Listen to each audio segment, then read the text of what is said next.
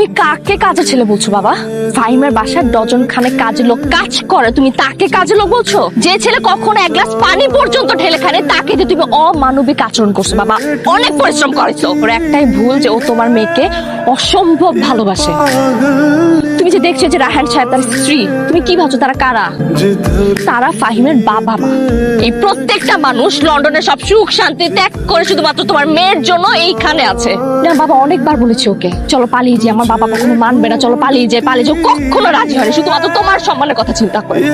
তুমি যে তোমার বংশের অহংকারের কথা বলো না, আমি ওকে অনেকবার বলেছি আমার বাবা এই অহংকারের ঊর্ধ্বে গিয়ে আমাদের ভালোবাসা কখনো মানবে না। তার কাছে তার মেয়ের ভালোবাসা কিচ্ছু যায় আসে না, কিন্তু ও মানেনি, ও রাজি হয় নাই বাবা, শুধুমাত্র তোমার সম্মানের জন্য, এই ফ্যামিলির সম্মানের জন্য। তুমি ওকে কাজের ছেলে বলতেছো? ফাহিম অনেক হয়েছে, আর না আমি পারবো না এগুলো দেখতে। তোমার এত কষ্ট তো আমি সহ্য করতে পারতেছি না, বুঝতেছো না?